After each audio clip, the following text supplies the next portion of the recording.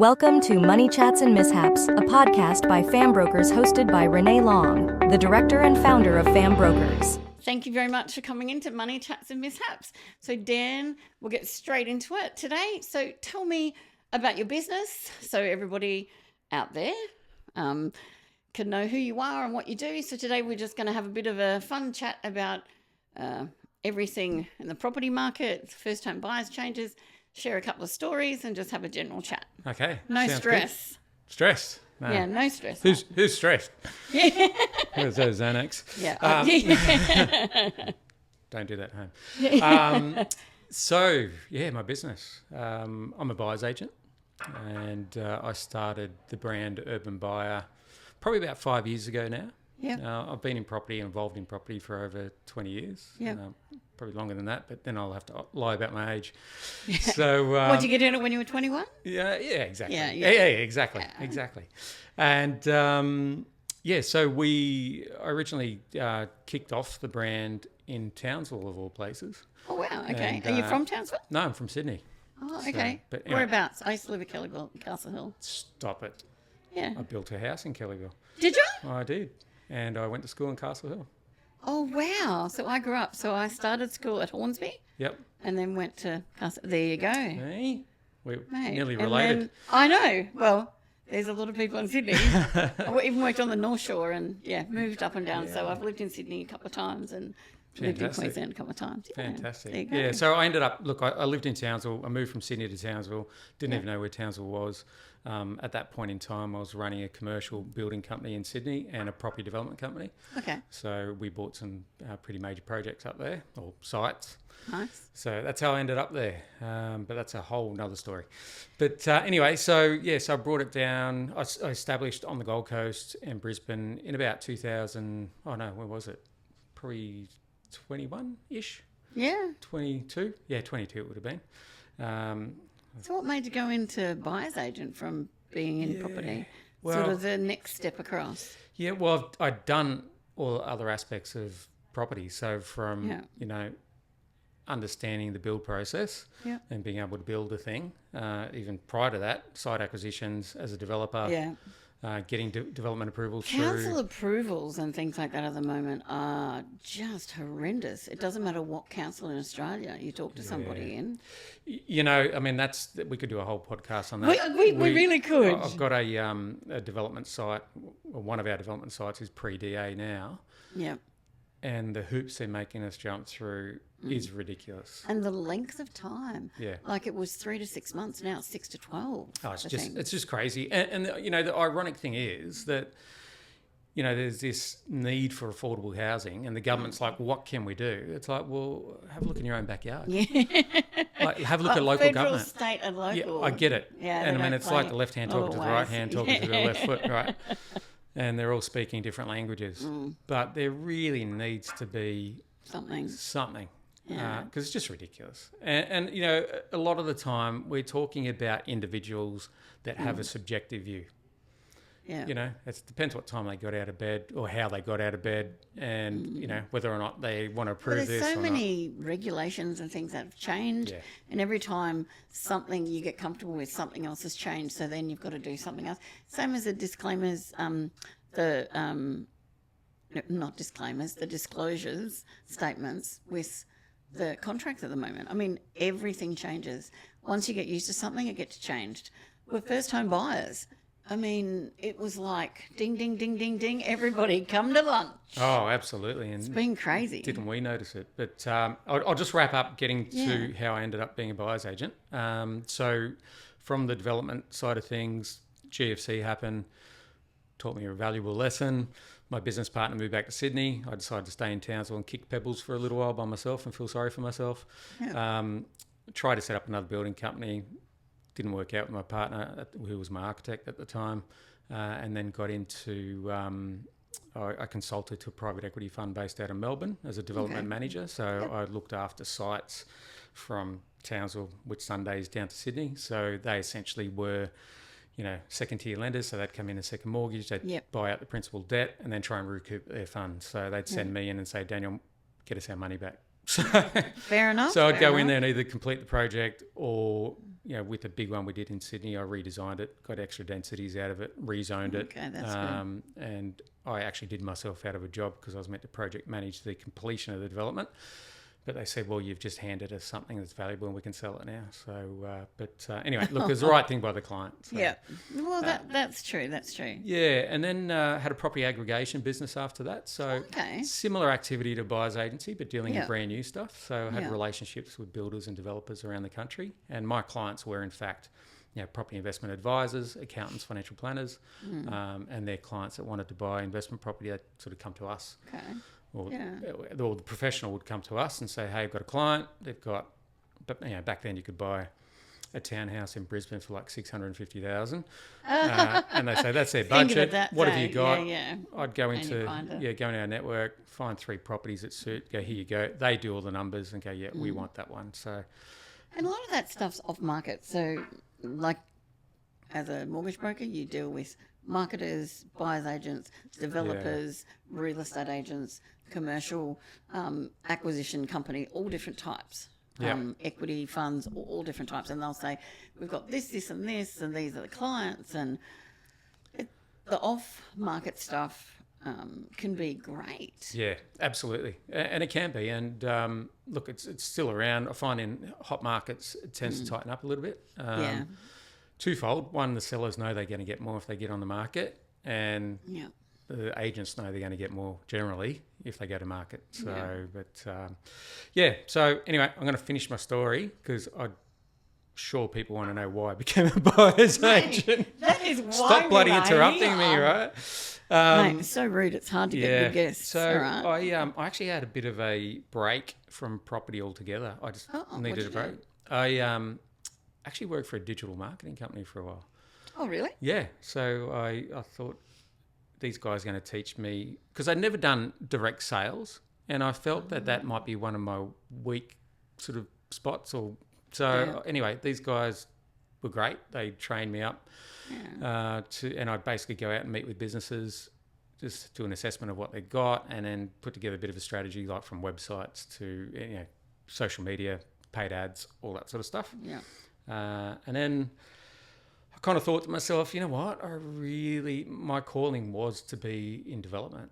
And I thought, I need my day-to-day activity to be in property. I can't be meeting with a plumber or, steel fabricator, selling in websites and stuff, and then be a developer. It just wasn't going to work. So I've been watching the buyers agency space for a long time, because they're around particularly eastern suburbs of Sydney and some of the more exclusive. For a while. They have. The last 5 years, they've come to fruition, and now what's popping up is your buyers advocates. Yeah. So you've got your real estate, and I've got 3 clients with all 3. They've got a real estate agent that they work with, they've got a buyer's agent and a buyer's advocate. Right. And it's like, why would you have all 3? But some people do. Very few do, but some people have got all 3. I've got 3 at the moment. Okay. I'm like, so what's one going to do that the other one's not going to do? Because there's a lot of crossover. Okay. There's plenty of crossover. I mean, I see us doing the same activity as an advocate. There's no real major distinction. Yeah, that's what I thought. So generally, the term advocate is used in like Melbourne and South Australia. So if ever I'm talking to people down there, I'm saying buyer's advocate. Yeah. And then buyer's agents, sort of New South Wales, Queensland, and so forth. But I don't believe. Well, not that I'm aware that there's a major distinction. Yeah, the only distinction I've found is with one of the people, the lady who's the buyer's advocate does a lot more of the contractual stuff, because she used to be a commercial solicitor, but she's retired. Right. So that's her differentiation, where she can understand a lot more and talk through some of the risks, I suppose. Yeah. But I don't really see a difference. I thought they were the same thing. No, as far as I'm concerned, they're the same thing. And the buyer's agent should understand the contracts. I mean, I'm fortunate enough because... Got the experience. Well, I was actually a lawyer at one stage too. I missed that bit out. Oh, there you go. I transitioned from the building company to having the development company. Yeah.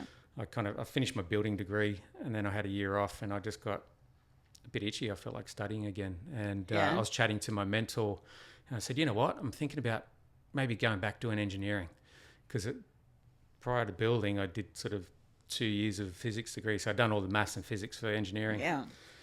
And he's like, why would you do it? He said, you're not going to certify any of your own jobs. I'm like, yeah, fair call. And he goes, if I were you, I'd do law. He said, look, how many of our jobs, because I worked for a commercial builder, he said, look, how many of our projects end up in litigation, and we're struggling to explain to the lawyers simple building terms. Like they can't get their head around the situation because they don't understand building. And he said, imagine as a builder, you could talk to a lawyer as a builder and they got it. So I went, you know what?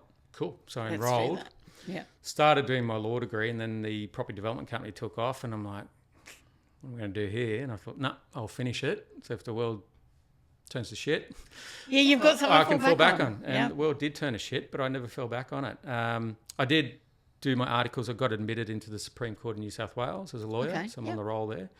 I did work as an adjudicator in under the Queensland Payments Act, so under BSIPA, Building Construction Industry Payments Act.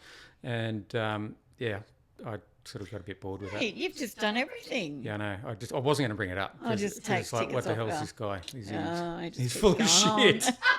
So yeah, I can definitely dismantle a building report. In fact, I was speaking to a building inspector on the way here, and so you've just turned on half of the audience. All right. yeah, right. I've got a tool belt too. Yeah. So It's not that sort of show. okay. It's all good. But yes, wow, that's crazy. Generally cover everything. So I've been known to tell the building inspectors that they're wrong, and also been known to tell the lawyers that they're wrong. So, but anyway. We've got to be right sometimes, right? Exactly. So, as we talked about before, briefly, property market is crazy at the moment. Yeah. And like there's unprecedented sales, growth, expected more growth. They've got all these, everybody is saying this is going to happen, that's going to happen. Anything from a rate reduction. Once October 1st happened, everybody in the finance industry felt a ripple probably from the 1st of September. But 2 weeks before, people got crazy. Yeah. And you're getting all these for pre-approvals and things like that.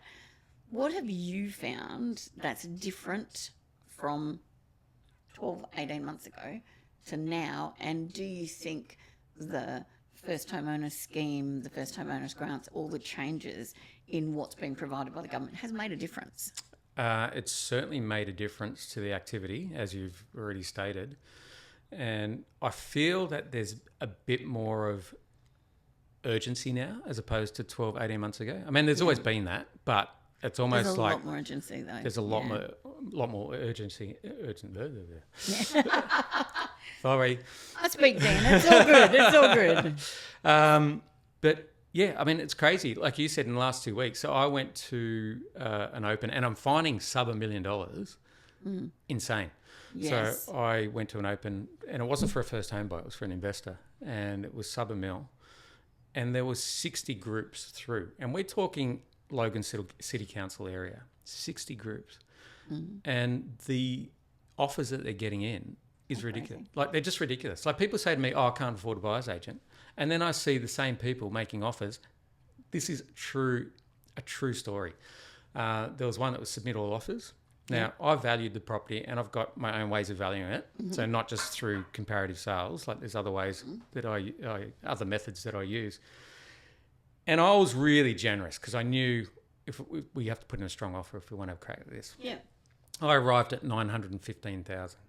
Anyway, we missed out on it. And I did say to my client, look, it's not unusual. You get an emotional buyer and they might pay $30,000, $40,000, $50,000 more. Anyway, the agent rang me, and obviously the conversation I have with agents is very different to what mums and dads and I was... That's your job. Absolutely. But you can, as soon as I say I'm a buyer's agent, tone changes and it becomes almost like... It's a transaction. Yeah, you kind of, it's a commercial discussion, and quite often they drop their guard, drop the facade, and you're speaking like normal people, right? And this particular agent, which I had a good relationship with, and she goes, Daniel, you wouldn't believe what it went for. I went, what? She said it went for $1,021,000. I said, you're saying it went for $106,000 above what we offered? And she went, yeah. She said, all other offers were around yours. I said, you're kidding.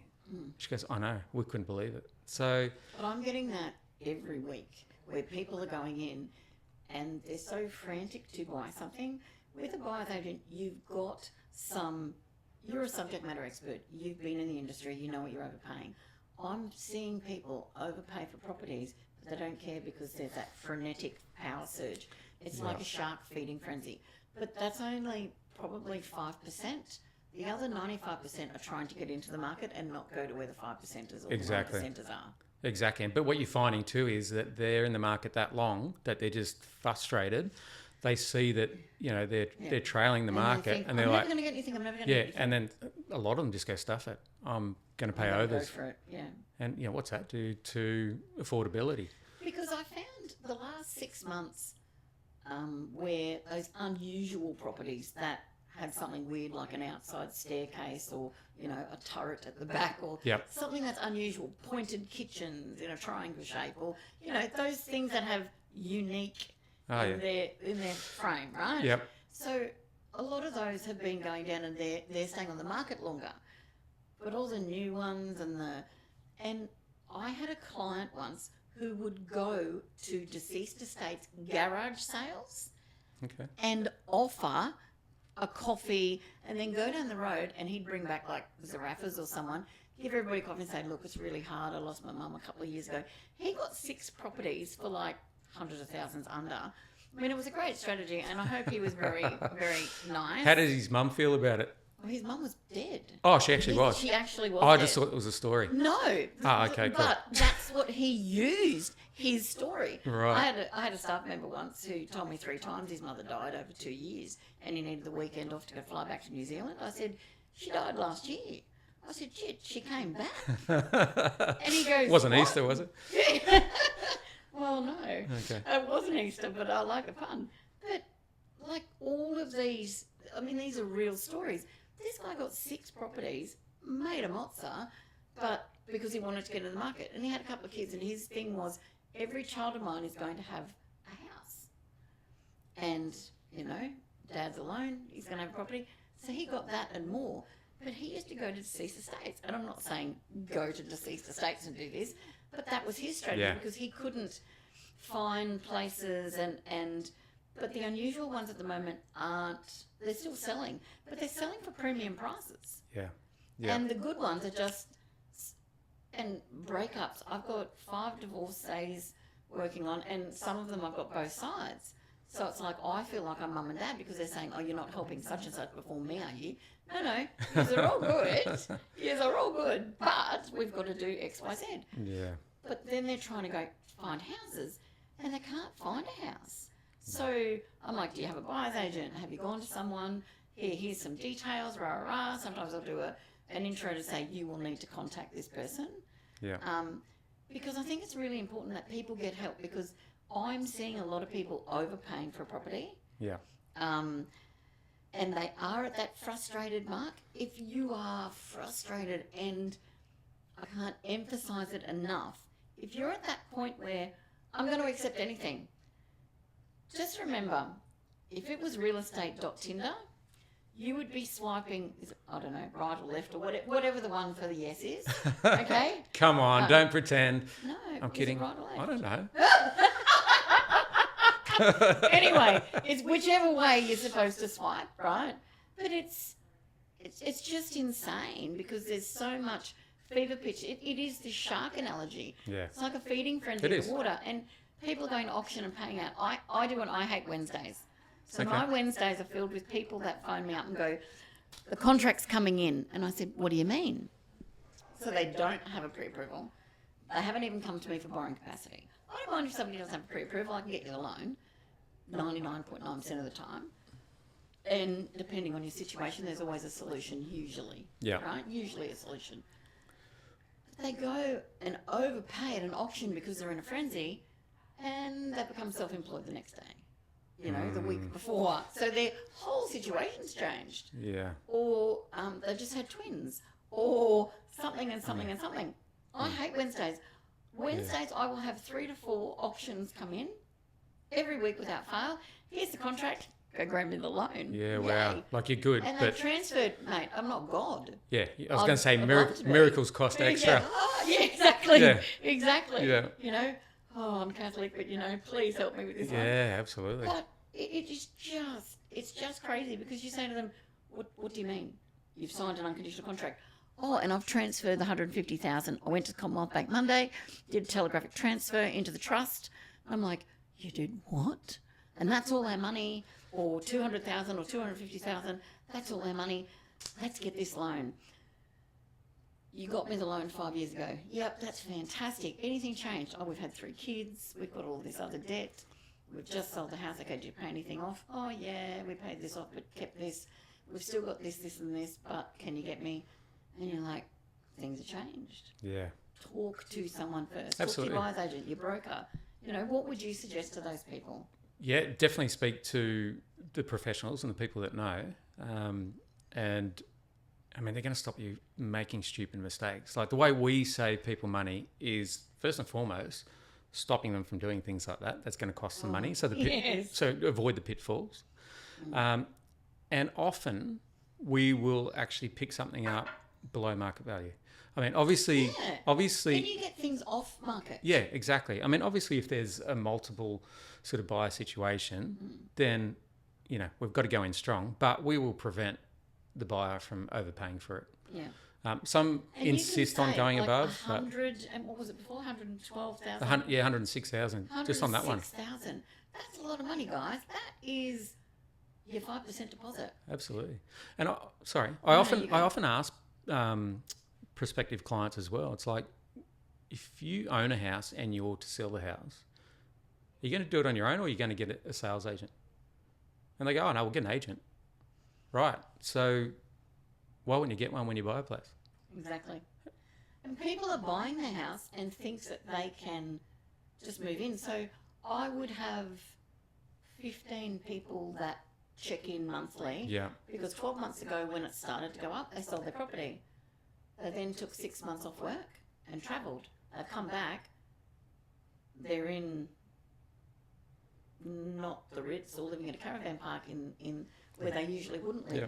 They've got some money in the bank, but now they can't afford to buy the house they want and they didn't have a setup plan. So those people are ideal to send to you as well. Yeah, absolutely. Because you know their urgency, you know what they can spend, and you can get them into a property rather than them staying where they don't want to stay, because now they're at a point where it's critical to say, oh my gosh, and there's a lot of people in that position as well, but they don't see buyer's agents. No. Like, once upon a time, so 2006, so 20 years ago, there was 1,100 brokers in Australia.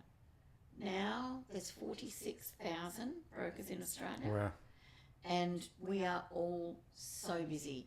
No broker competes, no buyer's agent competes, No real estate competes, because they've all got different properties, they've got different businesses, they've got different people, they work with different circles, they provide you a service which you've got to be comfortable with. Absolutely. So you wouldn't go to buy a car at your butcher, but you would go there if you're having really nice people over for dinner and you want to impress them with the side of beef. Exactly. You know? Exactly. You don't go to the candlestick maker for your phone. No. No. It's just ridiculous. Yeah. So why wouldn't you use a buyer's agent? Absolutely. Absolutely. And I think, because buyer's agents are fairly new to the space. Yeah. People aren't used to People aren't used to it, and people just see it as an added expense. It's like, why would I pay this person? 76% of home loans in Australia are through a mortgage broker. Yeah. Yeah. And it used to be 1 to 5%. That's right. And it took a while It took a while. Yeah. It took 20 years. Everybody has to use your subject matter experts, your buyer's agents. They're your advocate. They're the people that are going to put you through.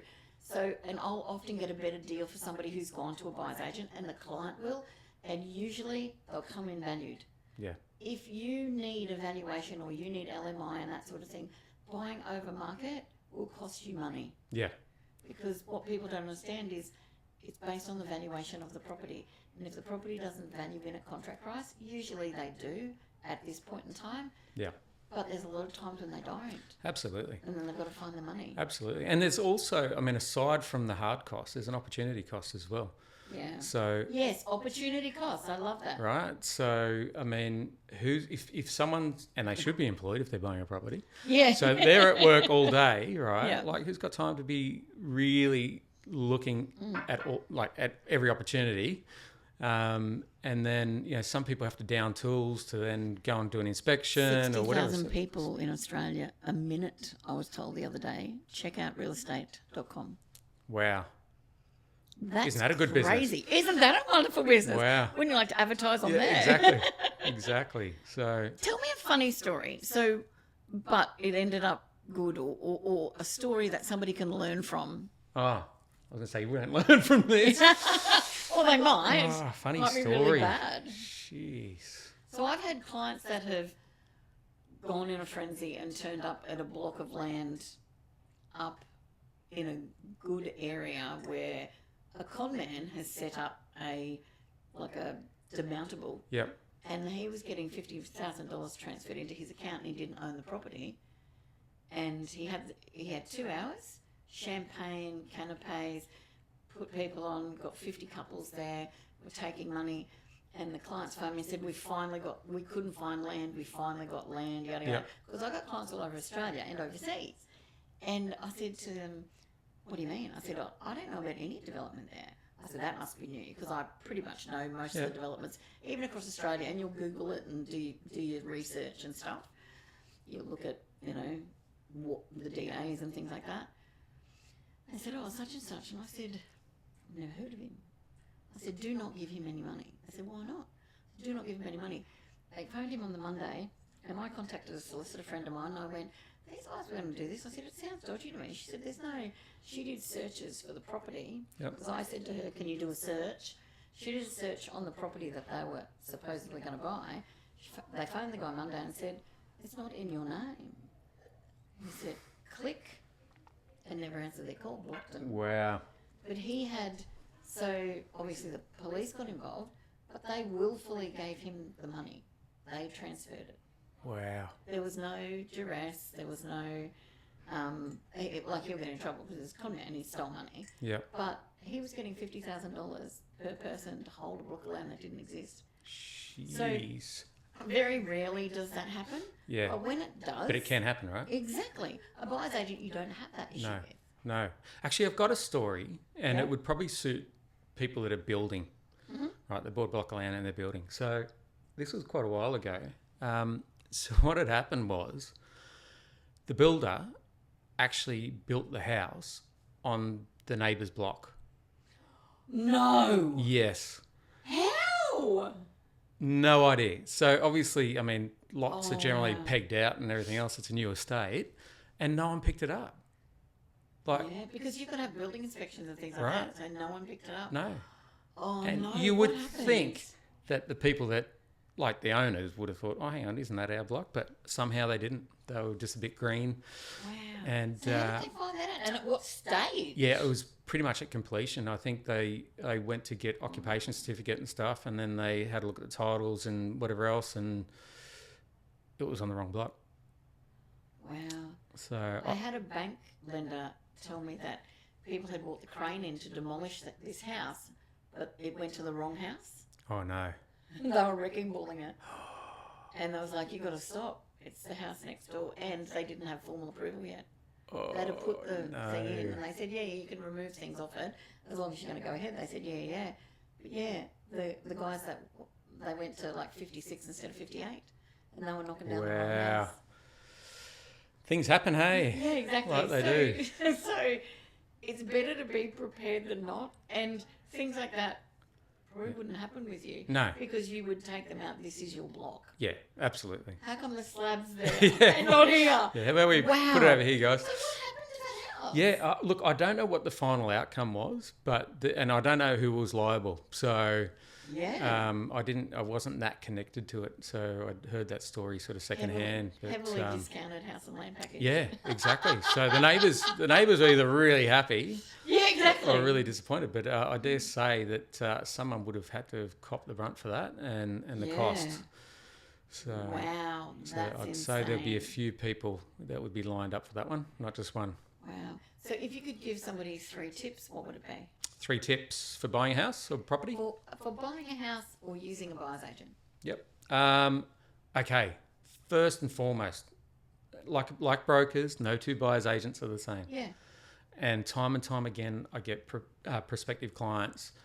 They're just so fixated on our fee, so fixated, and it's like, I know for a fact there's an online buyer's agency course, and I know in that they say, look, if you've got no experience, charge maybe $8,000 or something like that, but you need to tell your client that you have very little experience. Yeah.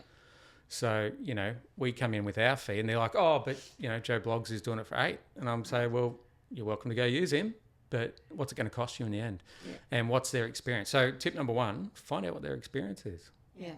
And have they got properties themselves? Are they doing it? Do they know? Experience is huge. It doesn't matter. It doesn't matter if you use somebody with 10 years, 20 years, but if you use somebody with 1, they might be a gun, but what if they're not? Absolutely. Or, if you use somebody out of industry, why would I use somebody out of industry? I wouldn't. Yeah, exactly. I want somebody who's experienced, somebody who's done it, somebody who knows, and somebody that's got my best interest at heart. And it's that rapport building and that sort of thing. Absolutely. I mean, I had a conversation with the buyer's agent. Actually, it was with a broker who had this buyer's agent that she referred some stuff to, and I'd actually met her, and she came as a bank teller to be a buyer's agent. She knew nothing about property, hey? And it's like... So how do people contact you? So we're going to have to wrap it up. Yeah. Okay, cool. How do people contact you? So either through our website. So what's that? UrbanBuyer.com.au. UrbanBuyer.com.au. Yeah. And we've got a phone number as well, which is... what is it? 1300. I did it so you could spell it as well. So it's you buyer. Oh, okay. So that'll work. It's 1300 you buyer. Which I think is 828-937. So it's like Ubery. Yeah. Whatever. Clearly he didn't like my joke. No, I'm kidding. But yeah, and we also, so we've launched in Sydney now. And congrats. And you're looking at Melbourne. Yeah, I'm just waiting for my license to come through. I've got 3 buyer's agents ready to roll. Nice. I have done a transaction in Melbourne, but for a Sydney-based client, Melbourne's actually. pretty crazy at the moment. My Melbourne clients are peaking. It's it's pre-hotspot, so early adopter stage, and I think for investment, it's a good place to look at, particularly if your risk profile's not too conservative. But it's only it hasn't moved for so long, so but you just got to know where you're looking really, and what you're and that's looking what for. the buyer's agent does. Yeah. So thank you so much for coming. No worries, my pleasure. And remember, your company. Oh, UrbanBuyer. Sorry, forgot. Wasn't sure where you're going with that. That's right. We can edit things, and if not, people just laugh at us, so it's all good. Yeah. So if you can't learn anything and you don't have a laugh with this, I don't know what I'd be doing. Absolutely, got to have a laugh. People learn by, oh wow, I didn't even know that was a thing. You will have made at least 10 people check their lots after that. Yeah, Lots cool. of land. Cool. So thank you so much. No worries. Thank you.